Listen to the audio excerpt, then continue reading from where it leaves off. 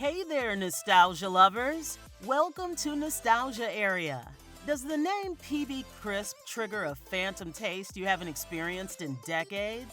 Do you get a little twitch when someone mentions a Wonder Ball or a can of Surge soda? If you answered yes, congratulations! You're officially old. And you're in the right place. We're about to fire up the time machine and revisit the legendary snacks that defined a 90s childhood. These were the treats you'd stage a full-on protest for in the grocery store aisle, the high-value currency of the lunchroom, and the jet fuel for your Saturday morning cartoon marathons. Today, we're counting down the top 10 forgotten snacks of the 90s. Kicking off our list is a masterpiece of 90s marketing genius. Someone at Lifesavers had the galaxy brain idea to sell us the byproduct of their main candy. Literally, the holes. And you know what? We bought it. We paid money for candy air. Lifesavers Holes were these tiny, pellet-shaped candies in those iconic flip-top plastic tubes. Lifesavers Holes candy.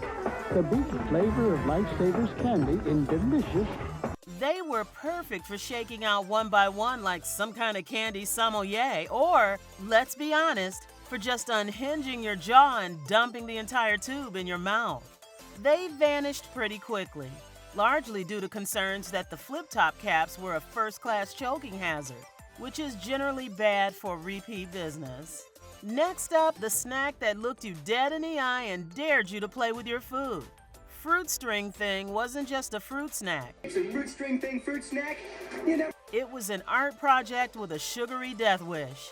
You'd unroll this long, flat ribbon of gummy goodness, and suddenly you were Michelangelo, twisting it into bracelets, indecipherable monsters, or a lasso for your little brother before finally devouring your masterpiece. Sure, you could compare it to fruit by the foot, but true connoisseurs know the peel apart. Stringy texture was in a class of its own. It was a whole ritual. You unspool, you create, and then you consume the evidence. This wasn't just a snack, it was a declaration of social status. If you cracked open a pack of Dunkaroos at the lunch table, Dunkaroos cookie and frosting snack. You don't just eat your Dunkaroos. You were basically royalty for the next 7 minutes. The concept was simple. A little tray of cookies and a separate well of frosting. The real challenge was mastering the cookie-to-frosting ratio. Did you go for a delicate, conservative dip to make it last? Or did you load up each cookie like you were spackling a hole in the wall? Let's be real. Most of us just ended up scooping out the leftover frosting with our finger. The classic vanilla with rainbow sprinkles was a legend. And while they've made a comeback, 90s kids will tell you with a straight face that the original frosting formula was cooked up by wizards. Remember these? The brightly colored, vaguely alien-shaped plastic bottles filled with what can only be described New fun bottles with Squeezit faces. Squeeze the fun out of it. as liquid sugar chaos. Squeezit drinks were a lunchbox essential, where hydration was more of a happy accident than the primary goal. Each bottle had a goofy character face molded into the plastic, and the daily ritual involved twisting off that top and squeezing the neon-colored fruit drink It's color-changing Squeezit. By dropping in these magic changers, you can directly into your gullet. The flavor was almost irrelevant compared to the joy of chugging from a plastic bottle that made that satisfying crinkle sound when you crushed it in triumph. You weren't just drinking, you were dominating a Squeezit. Long before cinematic universes, we had the Shark Bites food chain unfolding in the palm of our hands. These weren't your standard glossy fruit snacks. Shark Bites had this unique, almost creamy matte finish. Just when you thought it was safe to eat fruit snacks, here comes Shark Bite, a feeding frenzy of fruity fun. That people still get weirdly passionate about. But the real adrenaline rush was the hunt. Every pack was an archaeological dig for the elusive great white shark. Finding one of those opaque white gummies was like finding a winning lottery ticket. Friendships were strained, and playground trades involving pogs and a week's worth of dessert were brokered over a single great white. The commercials were intense, too, promising a feeding frenzy of fruity fun that made it feel like a race to eat them before they ate you. All right, we're halfway through and the nostalgia is probably hitting harder than a pog slammer. We want to know what you think is coming up in our top 5. What's that one snack you're screaming at the screen right now? Convinced it has to be on the list? Drop your predictions in the comments below, and let's see who's a true 90s snackologist. Cracking the top 5 is the ultimate sleeper agent of the cookie aisle.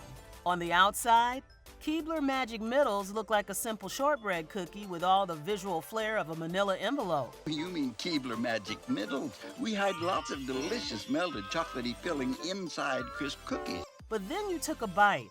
Inside was a secret molten core of chocolate fudge that felt like you'd uncovered a delicious government conspiracy.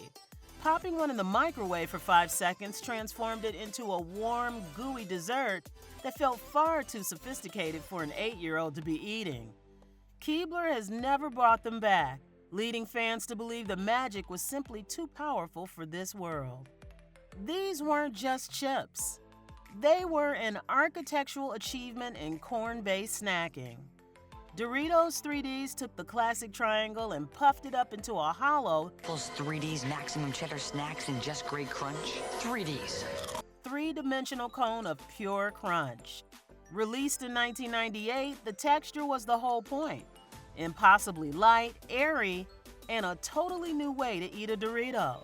Half the fun was biting off the corners before crushing the rest into a million tiny, delicious pieces. The commercials were pure, unfiltered 90s extreme, usually involving someone snowboarding off a mountain into a giant bag.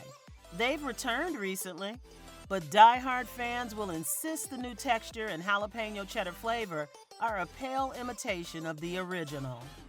If your freezer door wasn't perpetually blocked by a box of these, you might need to check your 90s credentials.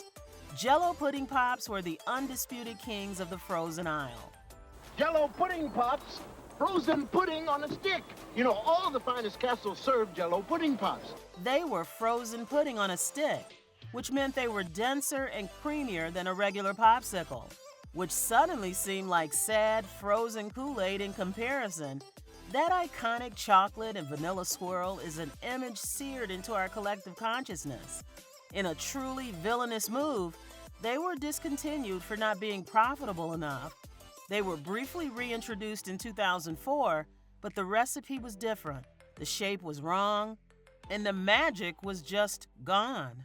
At number 2, we have the candy that turns your hands into a delicious chocolatey crime scene. Butterfinger BBs were tiny, marble-shaped Butterfingers to crispity, crunchity, peanut buttery Butterfinger BBs. Relentlessly hyped in commercials featuring Bart Simpson. This was peak snack science, the same flaky, peanut buttery core we love, but in a dangerously poppable format. Their one tragic flaw? A melting point lower than a snowman in July. You had approximately 6 seconds before your fingers were coated in a layer of chocolate. This led to the advanced technique of just tipping the iconic blue bag back and pouring them directly into your mouth. They were discontinued in 2006, and the bites that replaced them were a sad, lumpy substitute for the perfect originals.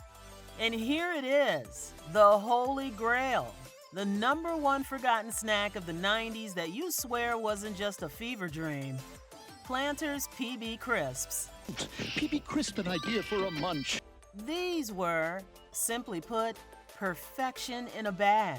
They were crunchy graham cookie shells, shaped like little peanuts, filled with a sweet, impossibly creamy peanut butter cream.